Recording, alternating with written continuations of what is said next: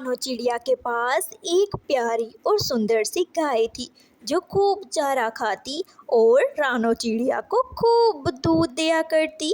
जो दूध रानो चिड़िया को काम आता और अपने बच्चों को पिलाती। जो बच जाता वो बाजार जाकर दूध बेच आती। ऐसे ही रानो चिड़िया का गुजारा हो रहा था। दूध दूध ले लो, दूध, खालिस दूध, मैं इसमें बिल्कुल भी पानी नहीं मिलाती। आओ पंछियों, दूध ले लो। दूसरी तरफ बैठे कालू कौवा और गोरी कौवी भी दूध बेचा करते थे, मगर कालू कौवा और गोरी कौवी का दूध बिल्कुल भी नहीं बिकता था, क्योंकि वो अपने दूध में खूब सारा पानी मिलाकर आते थे। कालू, देखो तो सही सारा रानो चिड़िया का दूध बिक रहा है, सारे पंछी वहीं जा रहे हैं, हमारा दूध नहीं बिक रहा। कालू, हाँ गोरी, जरा तुम भी तो देखो ना, तुम भी तो सारे दूध में पानी डाल देती हो।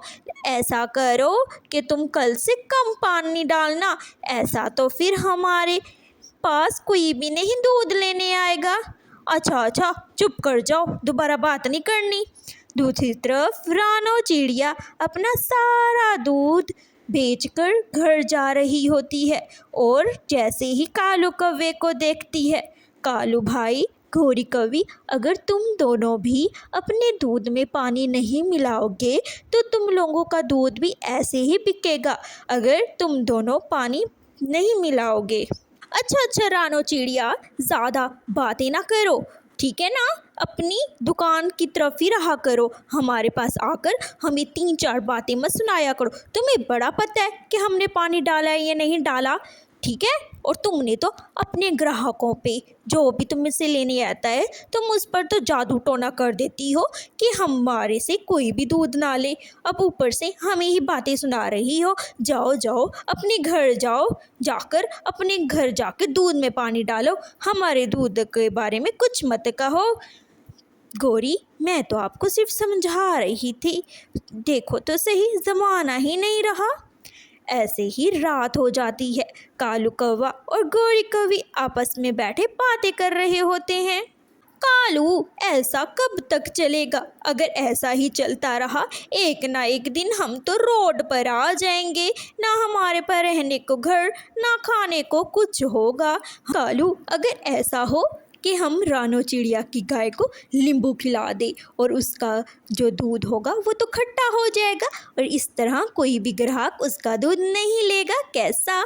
ऐसा सोचकर कालू कौवा नींबू भरी टोकरी अपने साथ लिए रानो चिड़िया की गाय की तरफ चल पड़ता है और गाय के सामने नींबू भरी टोकरी रख देता है। लो गाय, जल्दी से नींबू खा लो और हमारा काम कर दो, तुम्हारे लिए मैं नींबू लाया हूँ, खटे खटे, तुम्हें बहुत पसंद आएंगे नींबू।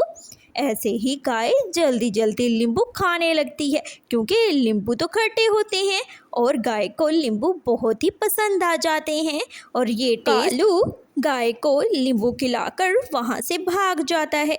अगले दिन तोता जैसे ही दूध बना रहा होता है, दूध खराब हो जाता है और मिट्ठू तोता घबरा जाता है।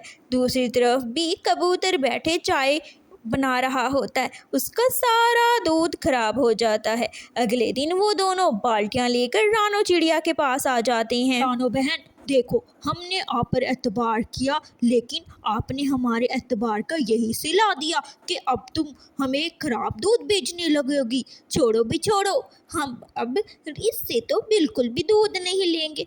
ऐसे ही मिट्ठू और कबूतर रानो चिड़िया को 2-4 बातें सुनाकर वो कालू और गोरी कौवी के पास आकर उनसे दूध लेते हैं।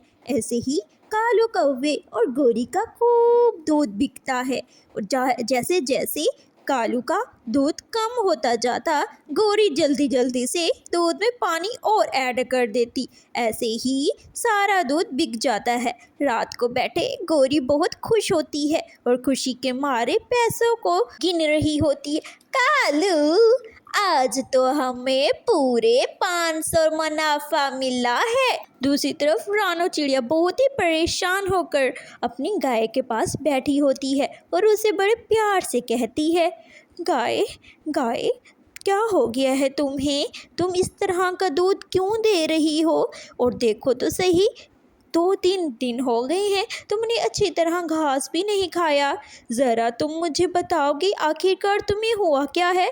ऐसे ही गाय रानो चिड़िया को प्यार भरी आंखों से देखती रहती है। आखिरकार गाय रानो चिड़िया को सब सच बता देती है।